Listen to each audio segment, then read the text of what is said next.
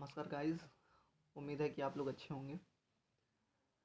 आज मैं एक ये रैंडम वीडियो बना रहा हूँ। इसमें कुछ ज़्यादा तो नहीं बताऊँगा, इन्फॉर्मेशन के तौर पे ही है, बिल्कुल नॉर्मल।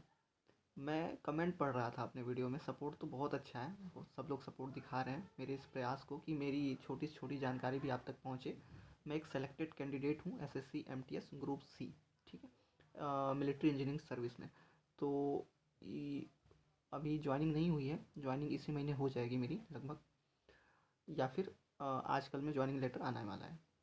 तो मैं जानकारी रखता हूँ इस विषय में, ठीक है। और मैं इससे गुजरा हूँ इस प्रोसेस से कि इसमें क्या क्या है, डॉक्यूमेंट वेरिफिकेशन में कैसे होता है, या फिर जो भी स्टेप्स हैं एग्ज़ाम्स को लेकर हैं, ठीक है, उसमें तैयारी को लेकर है कैसे है। तो मैं इन सब से गुजरा हूँ, तो मैं इसका जवाब दे सकता हूँ अच्छे से, ठीक है।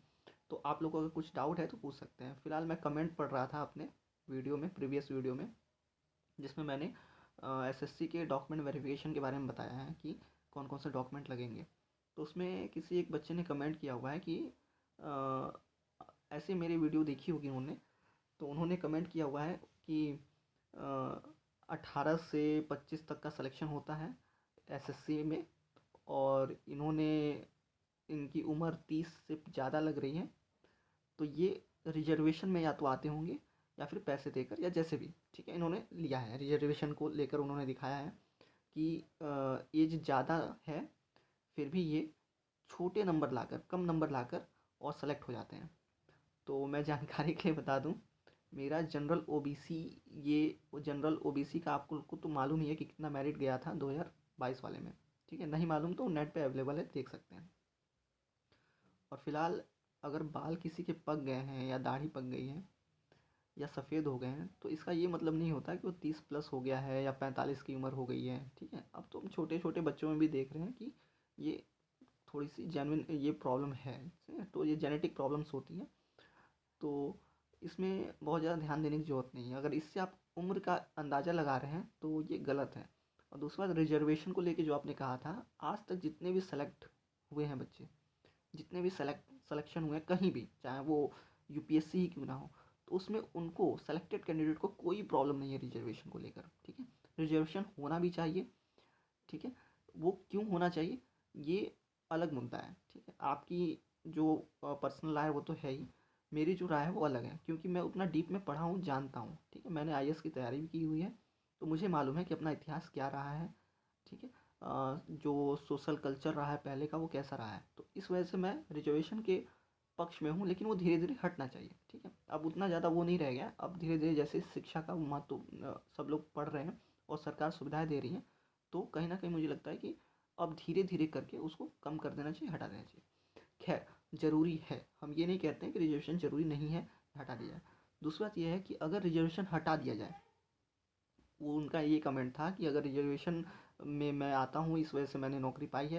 पहली बात तो ये गलत है, मैं रिजर्वेशन में नहीं आता हूँ, ठीक है। मैंने जनरल से ही सिलेक्शन लिया हुआ है। जनरल की मेरिट कितनी जाती है सबको मालूम है। तो अगर रिजर्वेशन हटा दिया जाए तो मैं उनसे पूछूंगा, क्या वो एग्ज़ाम निकाल सकते हैं? नहीं निकाल सकते हैं। क्यों नहीं निकाल सकते हैं? क्योंकि उनकी मानसिकता ही वही बनी है कि रिजर्वेशन की वजह से ही मुझे जॉब नहीं मिल रही है, ठीक है। तो ये एक, जैसे वो कहानी सुनी थी ना हमने बचपन में, ये वो किताबों में भी पढ़ी थी कि वो लोमड़ी रहती है, उसको अंगूर अंगूर नहीं मिलता है, अंगूर के लिए वो उछलती है पेड़ के ऊपर, नहीं मिलता है। तो लास्ट में उसके मन में आता है और वो बोलती हुई जाती है कि अंगूर खट्टे हैं इस वजह से मुझे नहीं मिले, ठीक है।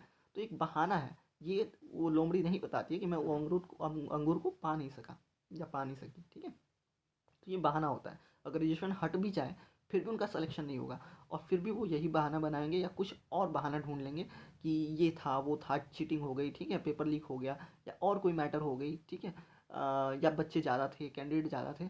ये हर बार का यही है सेम सिस्टम। और भाई, इस पर ध्यान बिल्कुल मत दो, और कोई भी ध्यान ना दे, ठीक है। ये फालतू चीज़ें हैं, इन सब लफड़ों में पढ़ना, उसको आप बदल नहीं सकते, तो उसमें पढ़ना क्या है? वो सरकार का काम है, सरकार देखेगी, ठीक है। या फिर जो एडमिनिस्ट्रेशन का काम है, प्रशासनिक काम है, वो प्रशासन देखेगा। अभी फ़िलहाल आप एक कैंडिडेट हैं और आपको तैयारी करनी चाहिए, और उस हिसाब से तैयारी करनी चाहिए कि आप सेलेक्ट हो पाओ, ठीक है, अपने माँ बाप का नाम रोशन कर पाओ। एक्सक्यूजेस तो दुनिया देती ही है किसी ना किसी कारण से। ये मैं नहीं कह रहा मैं सेलेक्टेड हूँ इस वजह से बोल रहा हूँ, ऐसा कुछ भी नहीं है, ठीक है। मैं एक्सक्यूज़ नहीं देता हूँ किसी चीज़ को भी। नहीं हुआ मतलब नहीं हुआ, ठीक है। अब वो पूरा पूरा श्रेय मुझे जाता है क्योंकि मैं उस लेवल का तैयारी नहीं कर पाया, ठीक है। फ़िलहाल मैं सेलेक्ट हो गया तो मैं उस लेवल की तैयारी कर पाया, जो वो मुझसे पूछे मैं उनका जवाब दे पाया। और तैयारी जो होती है ना, वो ऐसा नहीं है कि 1 साल में लोग तैयारी करके निकल जाते हैं, 2 साल में तैयारी करके निकल जाते हैं। तैयारी बचपन से ही होती है किसी भी चीज़ को लेकर, ठीक है। आजकल जो एग्ज़ाम्स में क्वेश्चन आ रहे हैं वो कोचिंग वाला, आप कोचिंग तो संस्थाएं बहुत खुली हुई हैं, हर जगह लूट चल रही है, सबको मालूम है। क्या वो कोचिंग वाले सारे निकल जाते हैं? सोचने लायक बात है। उसमें से बहुत कम लोग निकलते हैं कोचिंग से भी, ठीक है। और जो सेल्फ स्टडी कर रहा है वो भी तो निकल रहा है। इसका मतलब ये है कि कोचिंग से जो पढ़ाया गया है वो ऐसा नहीं है कि वो ही आ जाएगा एग्ज़ाम में। तो आपको इसका भी ध्यान रखना है और एक एक सही डायरेक्शन में तैयारी करनी है, और जो एग्ज़ाम में आता है उस हिसाब से चलना है।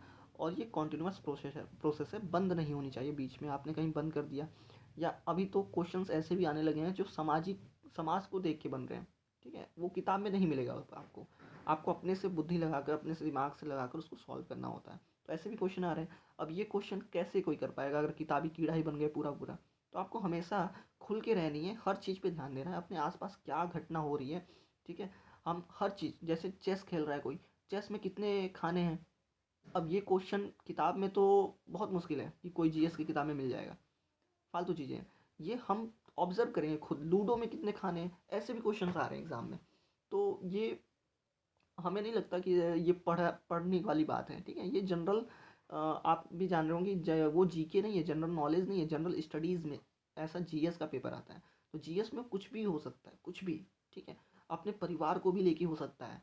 तो आपको उसमें उस हिसाब से हर चीज़ों को ऑब्जर्व करना है, देखना है, और उस हिसाब से डेवलप करना है हर चीज़, ताकि एग्ज़ाम में क्वेश्चन सॉल्व कर पाओ, बिना पढ़े भी सॉल्व हो जाए। तो इस हिसाब से तैयारी करनी है, और वो क्या स्ट्रेटेजी होनी चाहिए वो मैं आपको, अगर कमेंट में इसमें आता है मुझे बताने लायक, तो मैं बताऊंगा।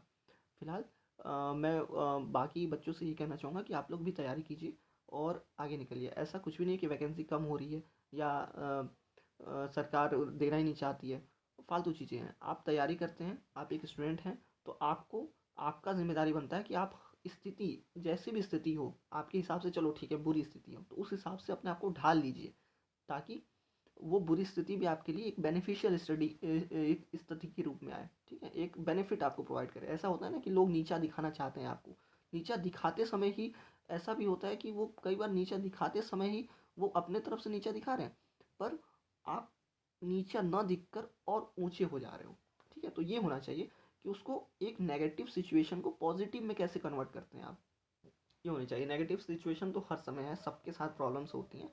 ऐसा नहीं है कि आप स्पेशल हो, गॉड आपके लिए प्रॉब्लम दे रहा है, सबके साथ होती हैं, मेरे साथ भी होती हैं। और जो एक डीएम बन गया है वो मुझसे ज़्यादा पढ़ा लिखा है, उसके साथ भी हुई है। मैं ये नहीं कह रहा हूँ, कोई ऐसा नहीं लेगा कि मैं एमटीएस निकाल लिया हूँ एसएससी के थ्रू, तो ग्रुप सी का, तो मैं बहुत बड़ा काम कर दिया हूँ, ऐसा मेरे दिमाग में भी नहीं होना चाहिए। ये कोई बहुत बड़ी उपलब्धि नहीं है मेरे लिए। जिस हिसाब से पढ़ाई मैंने की है उस हिसाब से अभी जॉब नहीं मिल पाई है मुझे, तो मुझे उसके लिए भी प्रयास करना है। मैं ये खुद से कह रहा हूँ कि मैं करूँगा और आगे में निकलना है मुझे, ठीक है। और वो उसका ज़िम्मेदार भी मैं ही रहूँगा, ऐसा नहीं है कि सरकार रहेगी, ठीक है, मम्मी पापा रहेंगे, नहीं, जो होगा मैं खुद देखूँगा। तो तब तक के लिए ठीक है, बाय। और कोई कमेंट अगर हो तो आप नीचे कमेंट बॉक्स में छोड़ सकते हैं, बाकी मैं इन्फॉर्मेशन दे दूँगा। Thank you.